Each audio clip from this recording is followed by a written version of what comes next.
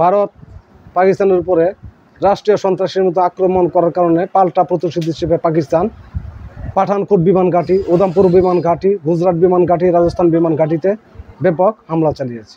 দেখুন, আমার দেশ পত্রিকার অনলাইন থেকে পাঠ করছি, অপারেশন সীসা প্রাচীর শুরু, ব্যাপক ক্ষয়ক্ষতির সম্মুখীন ভারত।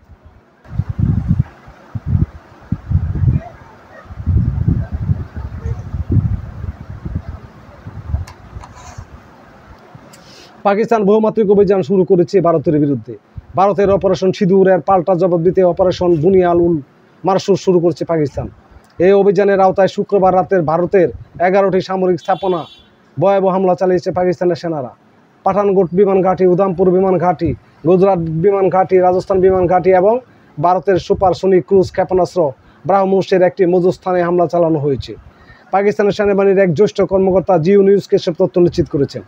পাল্টা এই হামলায় ফাতায় এক ক্ষেপণাস্ত্র ব্যবহার করেছে পাকিস্তানের সেনাবাহিনী।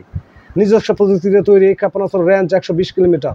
পাকিস্তানের সামরিক বাহিনীর ওই কর্মকর্তা জানিয়েছেন, শুক্রবার রাতের হামলায় ভারতের জম্মু কাশ্মীরের বারামুল্লা জেলার উরি শহরের ভারতীয় সেনাবাহিনীর একটি ব্রিগেড, হেডকোয়ার্টার এবং সরবরাহ লাইন, রসদ ডিপো, নাগরকোটা শহরের একটি আর্টিলারি ব্যাটারি ধ্বংস হয়েছে। এছাড়া ভারতের পাঞ্জাবের আদমপুর বিমান ঘাঁটিতে মোতায়েন করা আকাশ প্রতিরক্ষা ব্যবস্থা S-400 সিস্টেম ক্ষেপণাস্ত্র দিয়ে ধ্বংস করেছে পাক বিমান বাহিনী। এটি ধ্বংস করার জন্য ব্যবহার করা হয়েছে JF-17। শুক্রবার হামলার এটিকে সবচেয়ে বড় সাফল্য বলে উল্লেখ করেছেন পাকিস্তানের প্রতিরক্ষা বাহিনীর ওই কর্মকর্তা। প্রসঙ্গত 22 এপ্রিল ভারতের জম্মু কাশ্মীর রাজ্যের অনন্তনাগ জেলার পহেলগাম চালিয়ে 26 জন পর্যটককে স্বয়ংক্রিয় রাইফেল দিয়ে হত্যা করে একদল সন্ত্রাসী। নিহত পর্যটকদের সবাই পুরুষ এবং অধিকাংশ হিন্দু ধর্মাবলম্বী। দুই দেশের মধ্যে চলমান উত্তেজনার মধ্যে গত মঙ্গলবার পাকিস্তান অধিকৃত আজাদ কাশ্মীর সহ বিভিন্ন এলাকায় অপারেশন সিঁদুর নামে সেনা অভিযান পরিচালনা করে ভারতের প্রতিরক্ষা বাহিনী। নয়াদিল্লির তথ্য অনুযায়ী অভিযানে 70 জন পাকিস্তানি সন্ত্রাসী নিহত হয়েছে। ভারতীয় প্রতিরক্ষা বাহিনীর অপারেশন সিঁদুর এর 3 দিনের মধ্যে অপারেশন বুনিয়ান উল মারসুর শুরু করল পাকিস্তান।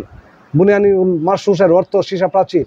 এদিকে অপারেশন সীসা প্রাচীর শুরু করার পর ব্যাপক ক্ষয়ক্ষতির মুখে পড়েছে ভারত।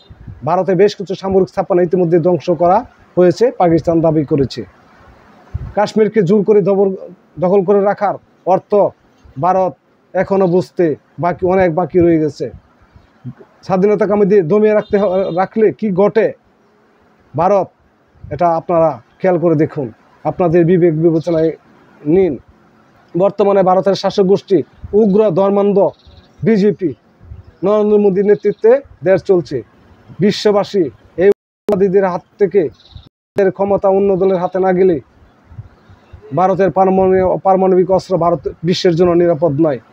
অতএব সময় থাকতে ব্যবহার করুন। সবাই ভালো থাকুন, সুস্থ থাকুন। ধন্যবাদ।